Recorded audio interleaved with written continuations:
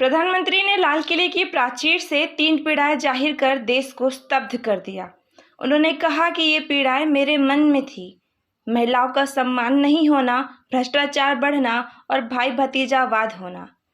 प्रधानमंत्री यह कहते हुए भावुक हो गए कि यह शायद लाल किले का विषय नहीं है, लेकिन मेरे भीतर का दर्द मैं कहाँ कहूँगा। देशवासियों के सामने नहीं कहूँगा तो कहाँ कहूँगा। किसी न किसी कारण से हमारे अंदर, हमारे बोलचाल, व्यवहार और शब्दों में एक ऐसी विकृति आई है कि हम नारी का अपमान करते हैं। क्या हम स्वभाव से, संस्कार से, रोजमर्रा की जिंदगी में नारी को अपमानित करने वाली हर बात से मुक्ति का संकल्प ले सकते हैं? नारी का गौरव राष्ट्र के सपने पूरे करने में बहुत बड़ी पूंजी बनने वाला है।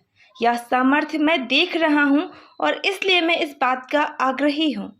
उन्होंने कहा कि इस 25 साल के अमृत काल में अगर हम समय रहते नहीं चेते तो 2 विकृतियां विकराल रूप ले लेंगी।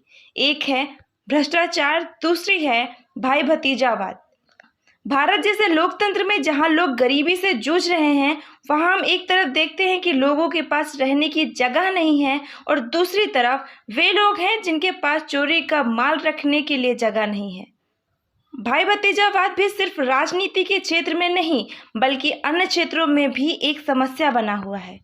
प्रधानमंत्री ने अपने भाषण में 3 मौकों पर महिला सशक्तिकरण की बात कही। उन्होंने कहा कि घर में एकता की नींव तभी रखी जा सकती है जब बेटा बेटी एक समान हो।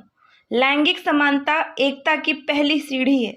जब भी पारिवारिक तनाव की बात होती है तो भारत की पारिवारिक व्यवस्था की याद आती है। संयुक्त परिवार की पूंजी हमारी माताओं बहनों के त्याग के कारण बनी हुई है। यह हमारी विरासत है। उन्होंने कहा कि भारत की नारी शक्ति एक नए सामर्थ्य और विश्वास के साथ आगे आ रही है। आने वाले 25 साल में कई गुना योगदान में नारी शक्ति माताओं बहनों को देख रहा हूँ। यह सारे हिसाब किताब से ऊपर और सारे मानदंडों से अतिरिक्त है। हम इस बात पर जितना ध्यान देंगे, जितने अवसर बेटियों को देंगे, वे हमें बहुत कुछ लौटा कर देंगी। वे देश को ऊंचाई पर ले जाएंगी। इस अमृत काल में जो सपने पूरे करने में मेहनत लगने वाली है, उसमें नारी शक्ति जुड़ जाएगी तो मेहनत कम होगी और समय सीमा कम हो जाएगी।